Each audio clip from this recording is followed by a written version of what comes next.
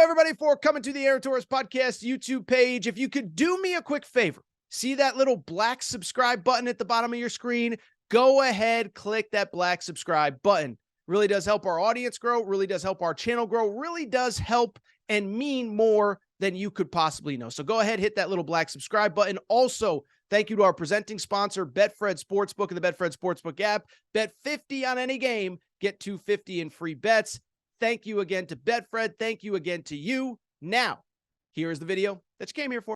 And really, on draft night, as the picks are coming in and you see this guy's going there and you see the moms crying and this guy's happy and that guy's happy, I actually got really into it. And so what I want to do now is share some takeaways from Thursday night. I hate to be negative, and I don't want to start here, but there is one thing, even outside of all the picks, that I do have to start with, I do want to start with, and I do want to discuss.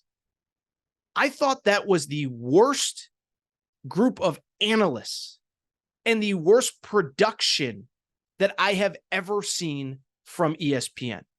I know ESPN through the years has struggled to put together solid NBA crews. That's always the knock, right? TNT has Charles Barkley, Kenny, and Shaq and Chuck and Ernie Johnson. ESPN has never figured it out. But when you watch that draft, it just felt like, what was that desk that they put together? First of all, JJ Redick, listen, I know that I've had my personal beef with JJ Redick, and I'm just going to confess something. I actually think he's pretty good on the NBA. I think he's interesting. I think he's smart. I think when it comes to the NBA game, he's pretty solid. Here's the thing, though. We know this from his beef with me. He doesn't watch college basketball. He doesn't like college basketball. He doesn't enjoy the product. So the idea that you're going to put him on that broadcast and expect him to talk about guys that he clearly did not watch all season, like, I'm sorry. Like, why would he even be there? Now, if you want to put him like on the side with Woj and, hey, tell us how this guy fits with that, or what do you think of there is a spot for him in terms of analysis, but not on the main desk, not for a guy that acknowledges I do not watch college basketball. Andrea Carter, I'm sure she's fine, but I don't know. I don't want to be offensive to anybody, but I've never seen her on a men's college basketball broadcast before. Maybe she covers the NBA, didn't really understand her role. And then don't even get me started on Jay Bilas. Within 30 seconds, Jay Bilas is doing his Jay Bilas thing. Victor Wembanyama gets drafted, and what does he say? Well, he's not the most unique player ever because you can't be most unique. Unique is a standalone. Shut up, Jay Bilas. I just want to watch the draft without you trying to tell me how smart you are. And so you look at that crew. It's like, what was ESPN even doing? The crazy part is, I think ESPN has a lot of talent on its roster in terms of both the NBA and college. Fran Fraschilla should have been on that broadcast. Fran Fraschilla is as good on college basketball, on the NBA, on prospects as anybody in the media space. This is a guy, if you've ever heard him on Big 12 games, he knows these kids. He watches them in high school. He watches them in AAU. I can tell you from personal experience, I have seen him at AAU events. I've seen him at high school events. This is a guy that just eats, sleeps, and breathes basketball. And I think he should have been on this broadcast. Jimmy Dykes called 30 SEC games for Brandon Miller. 30, probably 10, 12 games of Anthony Black and Nick Smith. 10, 12, 15 games of Cason Wallace. Respectfully, he knows more about these guys than JJ Redick does. You want the NBA flair? Again, put JJ Redick on a side desk. Bring him in here or there. I don't need his reaction to every single pick when he doesn't watch the sport. And there's other NBA guys that I think you could have brought in to spice things up. I would have taken a small dose of Kendrick Perkins. I find him entertaining. Tim Legler, I find him relatively entertaining as well. Mark Jackson, Jeff Van Gundy. There are guys that I don't understand what that crew was, and I thought it took away from the broadcast. I don't feel like I learned anything. I don't feel like I got smarter. I don't even feel like half the people on that desk wanted to be there. So weird night overall, disappointing night overall, and I hate to be blunt. I hate to start on a negative, but it was just a weird broadcast overall. Let's get to some takeaways from the night itself. And let me start by saying this. Wembanyama was always going number one. I don't think there's very much interesting there. I've shared my thoughts. We've discussed. We've talked about it. There's really nothing new to break down when it comes to Wembanyama. Where it got interesting, though, was the number 2 overall pick, where the Charlotte Hornets selected Brandon Miller over Scoot Henderson. And why it's interesting, I hate to do the whole Torres told you, but it was very interesting because if you go back to a year ago, it was all, it's going to be Wembanyama 1, Scoot Henderson 2, and then there's a huge gap. And the one thing about me, you can like me, you can dislike me. I don't think the one thing that most people I don't think would argue with, I do try to do my homework. I do try to be fair and have an understanding of what I'm watching and what I'm talking about. And I bring it up because I remember specifically watching Alabama play Gonzaga in early December. And I remember sitting there saying, you know, this Brandon Miller kid's pretty good. 6'9", averaged like 19 points per game, shooting 40-something% from 3. Why are we not talking about him as the potential number 2 pick in the draft? And so I bring it up because I'm going to pull up the tweet. So I tweeted this out in early December of 2022 when Alabama played Gonzaga. This is what I said. This is a tweet that I sent out in early December of 2022. I said, so I understand that Victor Wembanyama is a once-in-a-generation prospect. Totally get it. With that said, you're going to have a tough time convincing me that Alabama's Brandon Miller shouldn't go number 2 overall behind him in the next NBA draft. And when I said that, oh my goodness, you would have thought that I said that like you would have thought that I was Kyrie Irving saying that the earth was flat. And Torres, you're just a college hoops guy, and you're just saying this because of blah, blah, blah, blah, blah, and this and that. And I'm like, wait a second now. You guys and girls have told me forever that the NBA is, yes, it's a guard league, but it's also a wing league. You want those 3-and-D guys? Well, give me the guy that averaged 19 points per game on 38% three-point shooting. That's the guy that I want.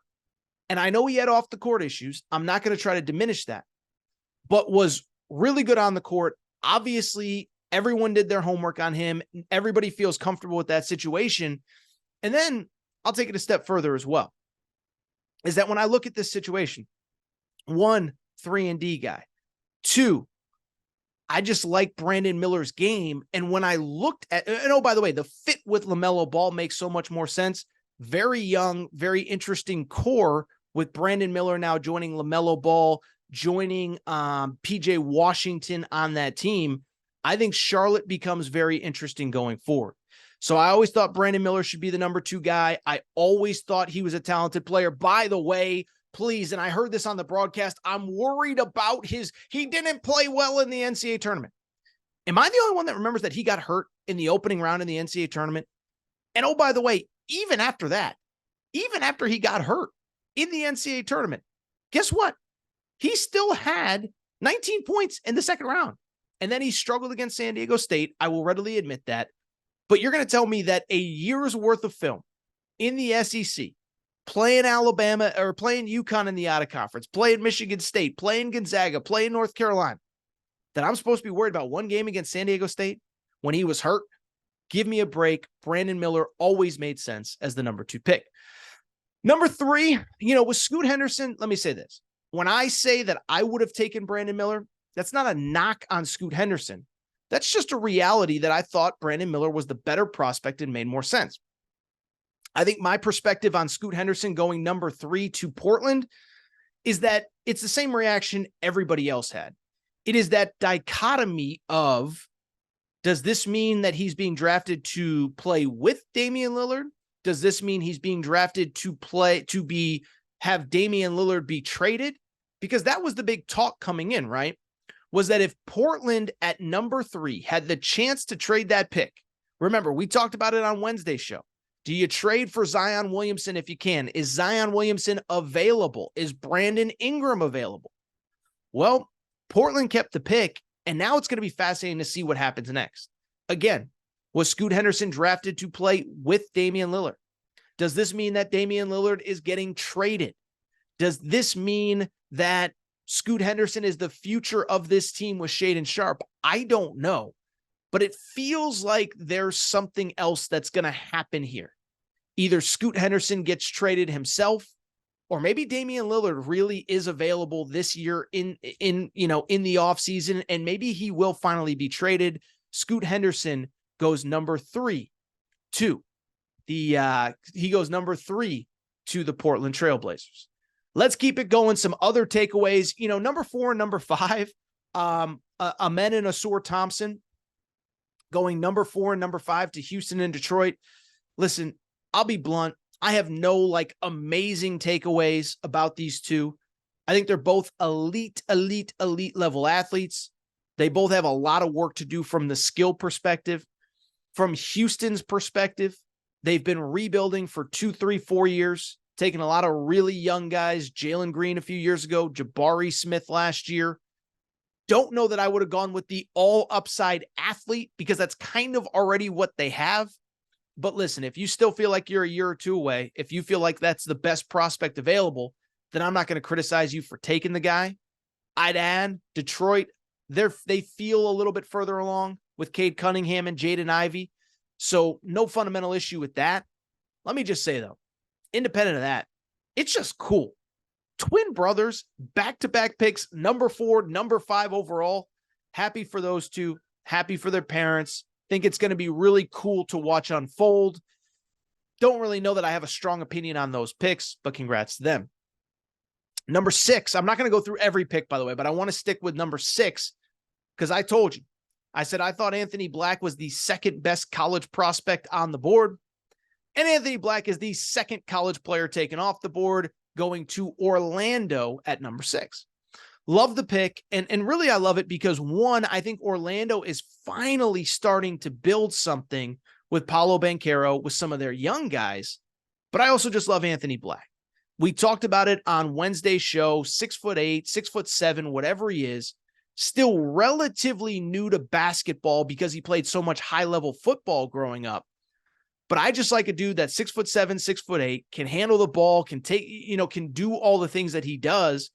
And then again, to listen to Eric Musselman talk about this kid, to listen to Eric Musselman explain the responsibilities that they gave him, the fact that he was a guy that was calling plays, that was changing sets and defensive sets in huddles.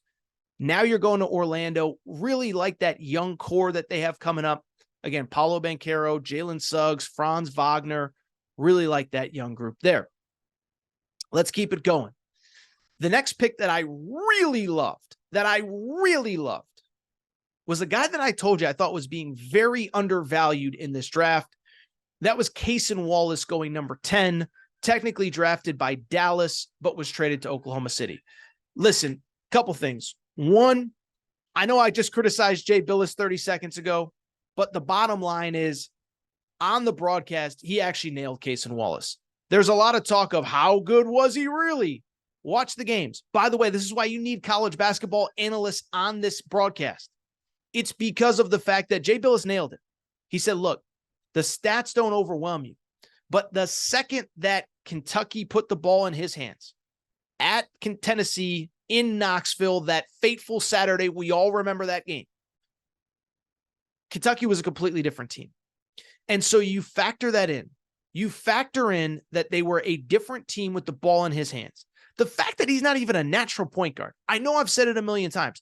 He was recruited to play off the ball with Shaedon Sharpe. If Shaedon Sharpe plays, who knows what ends up happening? We don't need to relitigate the whole Shaedon Sharpe situation. But I bring it up, not even a point guard. Still finished with 11.5 points per game, 3.5, 4 assists per game, 2 steals per game. Elite defender. And what I really like is 2 things. Well, 3 things, really. One, I just think he's completely undervalued. I think if Kentucky puts the ball in his hands from day one, they're probably 2, 3, 4 wins better, especially if he stays healthy. He had some back issues. But 2, I like the fit with Oklahoma City because Oklahoma City is just stockpiling all this young talent. Shai Gilgeous-Alexander's already one of the best guards in the league. Josh Giddey's a rising star. We'll see what Chet Holmgren's like when he gets healthy. Jalen Williams, the rookie from Santa Clara, is really, really, really good. Now you add Cason Wallace to that mix. Are you kidding me? It's going to be phenomenal. I am so excited to watch this group.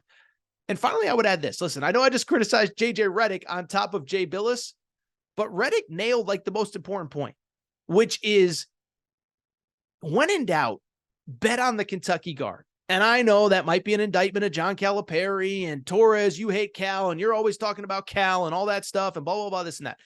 But I just bring it up to very simply say that when I look at Cal, you can criticize for a lot of things, but his guards go to the NBA and his guards deliver in the NBA. Just watch the NBA playoffs. Jamal Murray balling out.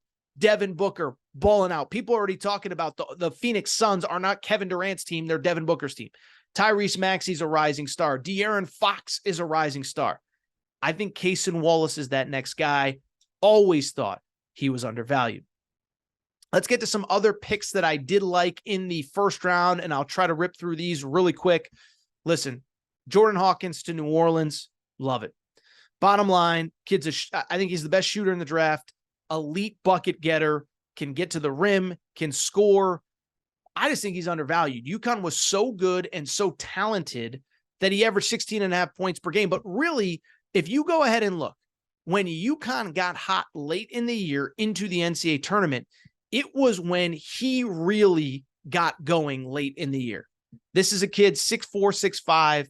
Again, just an elite shooter. You go back to this last season at UConn, averaged 16 points per game on 41% three-point shooting. But again, go to when UConn got hot in the middle of the year, and he was unbelievable.